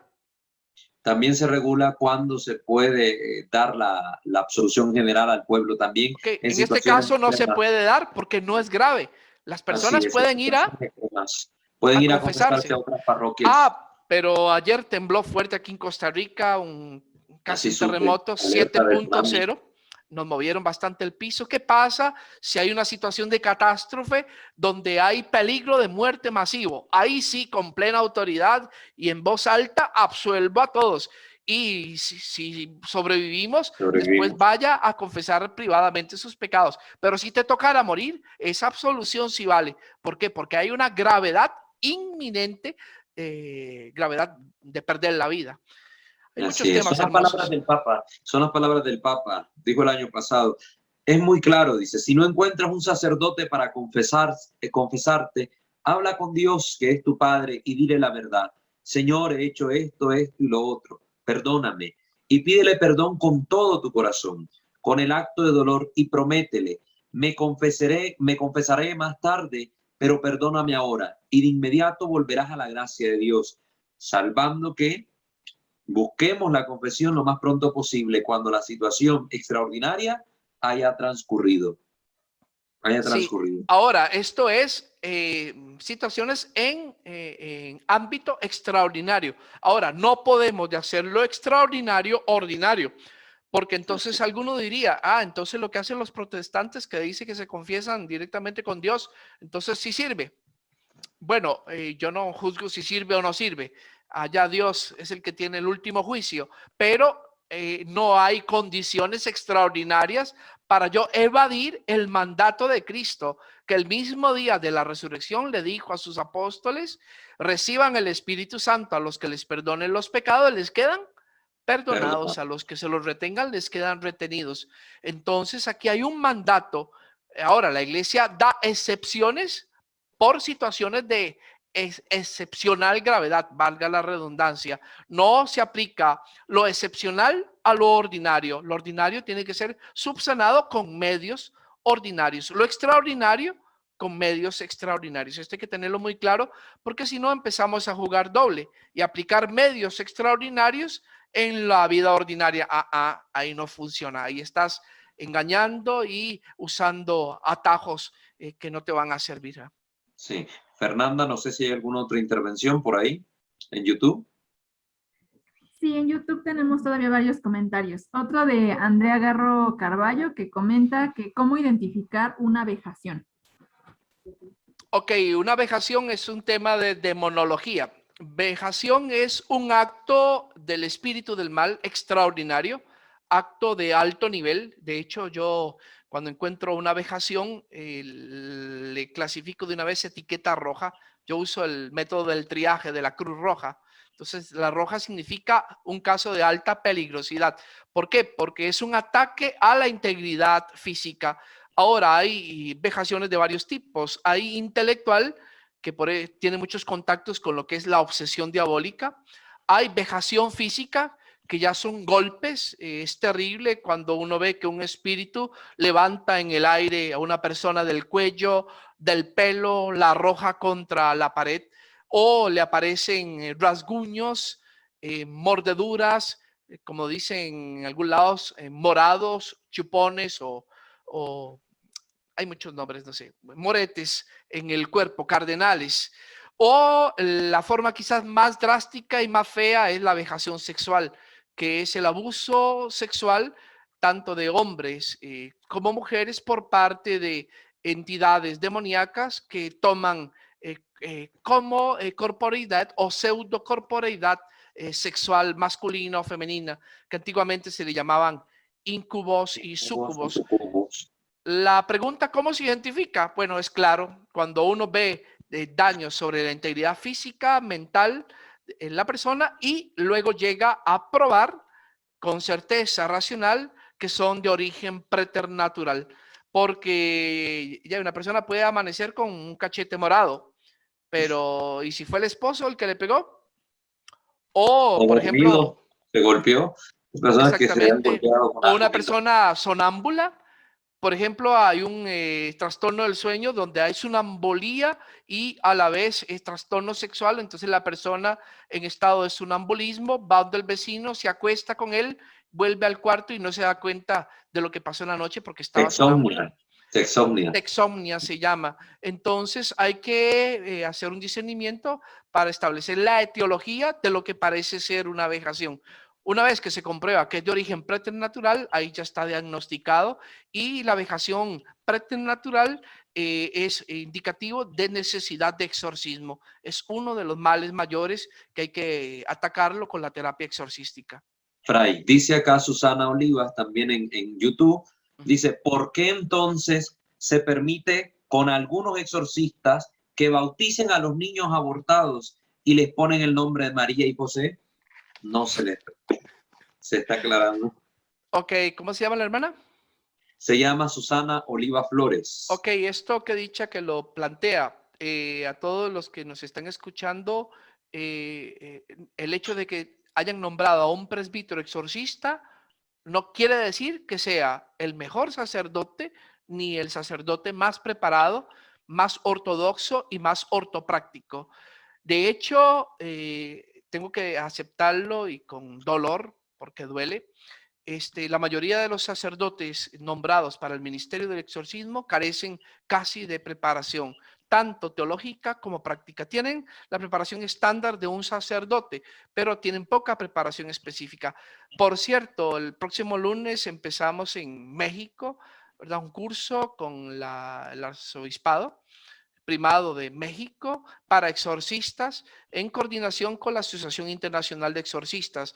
Estos momentos son preciosos y hay que aplaudirlos porque son, vamos a ver un manual de un directorio de cómo se debe ejercer el ministerio y es un directorio que viene desde Roma, desde la Asociación Internacional de Exorcistas, y que fue un mega trabajo, muy bien hecho. No lo he terminado de leer todo, ya casi lo termino, pero está magnífico, magnífico. Entonces ahí es donde el exorcista tiene que examinar sus doctrinas y sus prácticas, porque aquí hay que aceptarlo. Hay exorcistas pentecostalizados. Cuídese, hermano. Si un exorcista le empieza a hablar de cadenas intergeneracionales, el mismo concepto de oración de liberación que es pentecostal, cuídese. Yo prefiero no usarlo. No es lo mismo la oración que históricamente ha hecho la iglesia para pedirle a Dios que aleje de nosotros la tentación y el maligno, a usar el concepto pentecostal de oración de liberación. Cuando un exorcista usa oración de liberación, oración de sanación, oración de prosperidad, cuidado, es un exorcista pentecostalizado y que puede cometer muchos errores. Hay que aceptarlo. Esto es un arte y en América estamos muy crudos. Pocos hemos tenido la posibilidad de cruzar al otro lado del charco, ir a Europa a estudiar con exorcistas ortodoxos. Pero la mayoría de los que nos ha caído el nombramiento en América, continente americano, nos ha caído el nombramiento y después a buscar dónde nos formamos. Entonces ahí es donde se cometen muchos errores y muchas herejías doctrinales y prácticas. Entonces, esto que usted me dice no es sano. Hay contaminación, repito, pentecostal entre los exorcistas. Ojalá que vayan a estos cursos de la Asociación Internacional de Exorcistas, del GRIS, de la Regina Apostolorum, y que se pongan en cintura con la recta doctrina y la recta práctica. No inventamos nada los exorcistas, es aprender y seguir lo que ha hecho la iglesia en 2000 años de institución. Historia. Sí. Hay que tener mucho cuidado porque acuérdense que una de las vetas del pentecostalismo es la veta del combate espiritual y de la oración de liberación. Entonces es muy fácil, extremadamente fácil, más si usted vive en un país pentecostalizado y proviene de un movimiento pentecostalizado y se crió en una pastoral juvenil pentecostalizada, aceptar acríticamente conceptos y prácticas pentecostales y vendérselas a la gente como católicas, cuando aquí el que ignora es el exorcista. Y por eso la iglesia, cuando nombra un exorcista, tiene que cuidar no solo por la piedad y la integridad moral, también por la formación. Formación. Si yo fuera Sí. obispo y veo eso en uno de mis exorcistas, inmediatamente lo suspendo, le soy sincero. Sí, le Gracias a retiro. Dios no soy obispo. Rita Cerdas dice también, en un bautismo los padres llegaron tarde, cuando ya habían ungido a los niños. Ese niño recibió sobre el agua. ¿Tenía validez ese bautismo? Llegó tarde. Llegaron tarde y solo le alcanzaron a echar el agua, dice, pero no le hicieron las unciones. Pero me parece raro porque la unción es bautismal. Al menos que haya sido que terminado todos los demás bautismos, como no nos aclaran eso, terminados los demás bautismos, ya al final del rito llegó tarde la persona y solo le echaron el agua. Hay una pre-bautismal que es con el óleo de los catecúmenos. Catecúmenos. Luego se da el bautismo propio, la invocación trinitaria sobre el agua, y el rito mínimo es: yo te bautizo en el nombre del Padre, del Hijo y del Espíritu Santo. Y después viene la unción con el santo crisma. Ahora, sí hay validez. Lo que no hay es rito completo. Porque lo mismo pasa, por ejemplo, cuando un evangélico viene a la Iglesia Católica y pide ser admitido, se le pregunta: ¿usted fue bautizado? Y si fue bautizado con la fórmula trinitaria, entonces su bautismo es lícito y válido. Entonces, ¿qué se le hace? Solo la catequesis y un acto de aceptación en el cual se le concluye su bautismo con el crisma. Entonces, el bautismo sí es válido, pero está incompleto. Sería bueno que se le diga a sus padres que vayan y hablen con el párroco, que sean honestos, para que en su momento, de forma privada o públicamente, le hagan una sanación. Y si hay dudas sobre la validez, entonces en ese caso sí se podría reiterar con condición para que sea totalmente lícito y válido. Y si hay dudas, pues estos son casos que el párroco tiene que remitirlo al vicario pastoral, y el vicario pastoral, en coordinación con el obispo, toma la última decisión como jueces supremos de la diócesis. Así es. También aquí el hermano Leslie quiere participar en Zoom. Le damos la palabra. Adelante. Hermano Leslie de Canadá, por favor. No sé si estará conectado o desconectado. ¿Será que Mr. Trudeau no lo deja hablar? Vamos a ver. Yo creo que ya se desconectó. Se No sé. desconectó. Sí. Por el cambio de horario ya es mayor la diferencia. Creo que tienen 2 horas de diferencia, 1 hora respecto a nosotros. Y Walter, ¿qué te parece si mencionamos los temas solo para dejar a la audiencia picada? Ok, vamos a pasar a la parte heteropráctica la próxima vez. Por cierto, de hoy en 8 no vamos a tener sesión. Me imagino que el hermano Walter lo va ahora a reiterar, pero vamos a ver si de hoy en 15 retomamos el tema. Entonces vamos a hablar sobre invasión de jurisdicción parroquial y diocesana. Primer punto. Después vamos a hablar de desobediencia y contumacia. Otro error que cometen. 3, establecimiento de una iglesia paralela. Se llama paralelismo eclesial autorreferencial. 4, carencia de personería jurídica canónica en los países donde ellos trabajan. 5, realización de exorcismos ilícitos, tanto rituales como no rituales. 6, labor ministerial exorcística internacional ambulante. Walter, ¿usted conoce algún exorcista que sea de carácter internacional ambulante? No, ninguno legítimamente. Vamos a hablar de eso. El exorcismo está ligado a un área geográfica y a una diócesis. Y fuera de esa diócesis, el exorcista ya no es exorcista, es un padre más. Pero estos superapóstoles, como decía San Pablo, creen que tienen competencia universal, y hasta si lo mandan a Marte, ¿verdad? También va a ser exorcismos en Marte. Capaz. Conformación ilícita y oculta de grupos de liberación laical internacional. Acuérdense que los grupos de liberación son, según la última disposición, son ilícitos si no tienen adelante a un sacerdote exorcista válidamente y lícitamente nombrado. Entonces hay ilicitud. También colaboración oculta de varios presbíteros que juegan doble, se llama doble afiliación, están incardinados a una diócesis, pero también participan y practican todas las cosas heterodoxas y heteropraxis del movimiento sectario. Ya también hablamos mucho de esto, pero vamos a reiterar: práctica exorcística heterodoxa a través de mediums o instrumentos, prácticas espiritistas y nigrománticas. Promoción anual de seminarios internacionales de formación heterodoxa en Colombia. Promoción vocacional y adoctrinamiento heterodoxo de seminaristas, porque también le han lavado el coco a seminaristas y en todos los países infiltran seminaristas que están acorde a estas falsas doctrinas y a estas prácticas torcidas.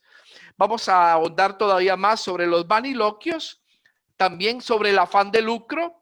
Por cierto, les encantan las maldiciones y dicen que hay maldiciones que da Dios. ¿Saben cuál es la que más le gusta al padrecito este? Maldito el que no da el diezmo. Ah, qué conveniente, ¿eh? Conveniente. Realización válida pero ilícita de sacramentos. ¿Por qué? Porque aunque el padre está ordenado y a veces hace los sacramentos válidamente, pero al hacerlos fuera de su territorio de incardinación tienen elementos de ilicitud. Es un problema de forma que también vamos a hablar. Realización de misas de liberación y sanación. Estos son abusos litúrgicos. No existen las misas de liberación y sanación. Esto es otro elemento que delata la pentecostalización. El padre que hace misas de liberación y sanación está pentecostalizado. Esto es más claro que el agua. Promoción de pseudocarismas sui generis, extraños a la tradición católica. Un montón de carismas raros. Nuevos carismas inventados. Inventados y medios. Utilización de elementos materiales ajenos a la tradición católica que rayan con rituales mágicos. Un montón de cosas, de líquidos, entre ellos la verdadera sangre de Cristo. El brebaje ese que usan. Brebaje. Qué vergüenza. Y luego evitan, son muy supersticiosos, ciertos colores, ciertos materiales, solo rosarios de madera, porque el metal atrae, ¿verdad?, demonios territoriales. De eso vamos a hablar. Venta y uso ilícito de sacramentales. Porque venden y bien caro el agua, la sal y el aceite exorcizado. Y hasta en envases bonitos. Luego, realización ilícita de exorcismos sobre objetos materiales diversos. Todo lo exorcizan, hasta los calzones. Y es cierto. Es cierto. Supeditación de toda la acción exorcística al criterio personal de los pseudo carismáticos. Entonces ellos se plantan como magisterio y dicen qué es y qué no es. Por eso son un movimiento sectario, una nueva iglesia que no tiene que ver nada con la nuestra. La barnizan de catolicismo y de doctrina mariana, pero es una verdadera secta. Y abusos graves contra la moral durante el exorcismo, entre ellos abusos sexuales. Y esto es de lo que se sabe. ¿Cuántas cochinadas más tendrá esta fundación colombiana y este falso profeta, este falso Padre Pío? En fin, rezamos por ellos y le pedimos a Dios que los convierta y que los traiga a la recta y a la santa doctrina. Pero hermano, hermana, usted que está creciendo en la fe y que va creciendo en conocimiento del depósito de la fe, no se deje engañar. Cuidado, que hay muchos que vienen y se presentan como pastores y corderos, pero son verdaderos lobos rapaces. Y detrás de ellos no estoy con la menor duda de que lo que está es el espíritu del mal, espíritus engañadores que se burlan de ellos.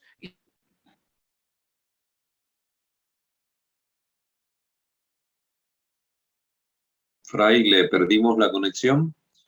No sé si los demás también están experimentando lo mismo o se perdió solo la conexión de Fray. Sí, se perdió la conexión.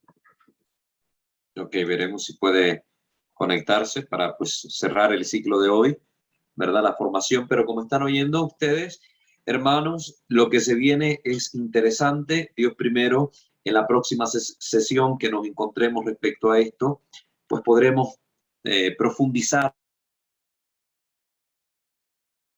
ya a nivel práctico todo lo que es la aplicación de estas doctrinas heréticas mantenidas por este movimiento. ¿Y por qué nos enfocamos en este movimiento?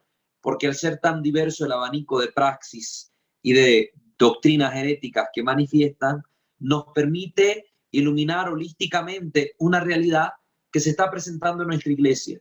Tal vez hay un grupo que presenta una o dos características que tiene este grupo, no las presentarán todas, pero tienen una o dos características semejantes.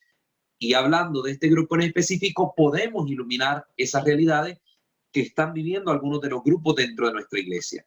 Porque hay muchos grupos que están teniendo prácticas desviadas, que están profesando doctrinas desviadas, y aquí hemos abordado muchas. Para las personas que están sintonizándonos apenas en este video, les recomendamos ver toda la lista de reproducción. Con estos son 8 videos, ¿verdad? Con estos son 8 videos los que vamos hablando sobre este tema. Está una lista de reproducción aparte donde se habla pentecostalismo católico. Se habla de este tema y ahí se ha desglosado toda la información pues que hemos venido presentando y que es necesario pues analizar. Yo creo que ya tenemos a Fray Claudio de regreso. ¿Tenemos ya a Fray Claudio por acá o todavía no se logra hacer la conexión? Ya. Fray Claudio, lo habíamos perdido por algunos momentos. Bienvenido.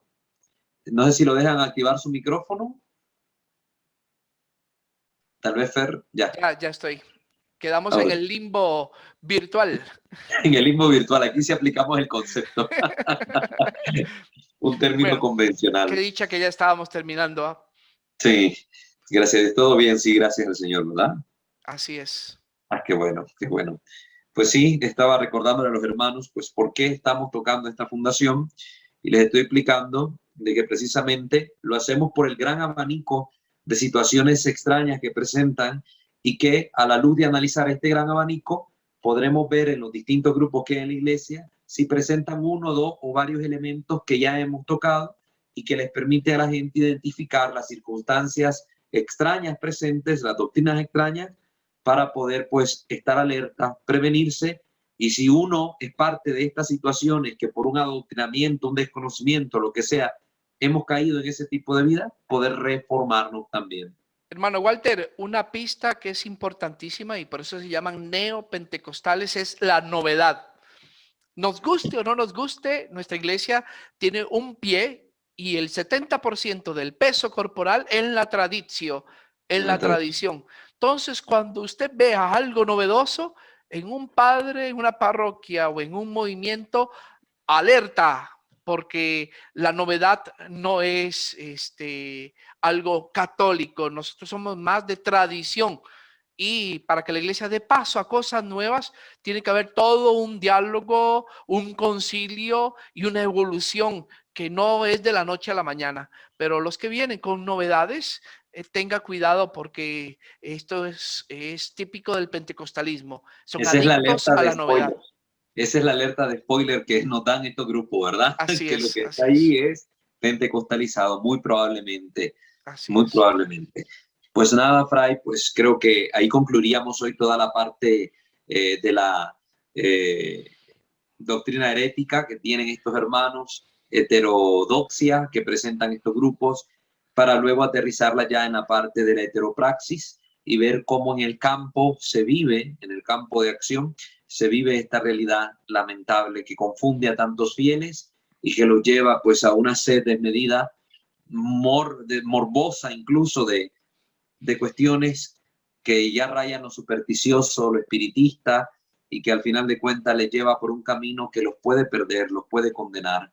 Esperemos que un día también los obispos se pronuncien, especialmente los obispos de Latinoamérica, sobre la situación de la iglesia actual respecto a estos grupos pentecostalizadores, porque el CELAM tiene toda la fuerza para poder hacer algún documento a ese nivel y poder alertar pues a todas estas comunidades. Pues esperemos que algún día lo hagan, si lo ven algunos señores obispos. En las próximas sesiones vamos a ver un ligamen natural. Si mis ideas están mal, mis prácticas están también mal. Entonces, de lo que yo creo, practico. De lo que practico, creo. Hay una interacción entre ambas cosas. Entonces vamos a ver y vamos a repasar muchas de las cosas que ya dijimos a nivel doctrinal, pero vamos a ver sus consecuencias prácticas. Y ahí es en las prácticas donde se ve, como dijo el Señor, por sus frutos los conoceréis, donde se delata el espíritu sectario. Claro, hay que ser un experto y un perito para ver detrás de un acto y sospechar la teología subyacente, herética. Pero si uno está bien formado, aunque no tenga todos los elementos de juicio a nivel doctrinal, uno puede decir aquí huele a secta y mejor me aparto porque esto no parece católico. Ojalá que todos desarrollemos el sentido católico a tal punto que quedemos inmunizados contra el virus del pentecostalismo.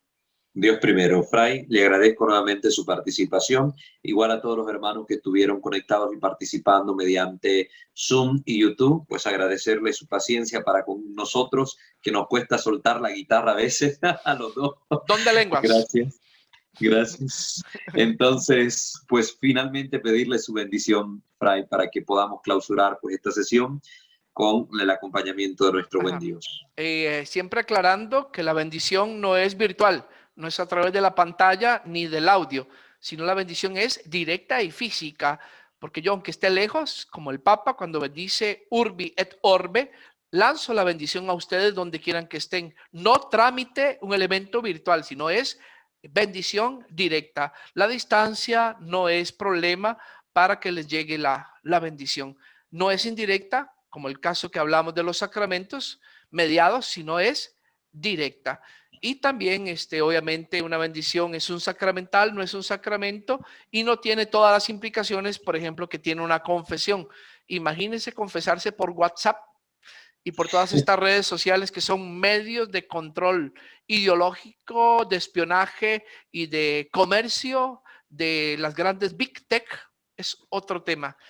Nada de lo que se sube en estos medios queda protegido y la confesión está protegida por el sigilo, por eso no se puede hacer por estos medios que no son nada privados. Les doy la bendición.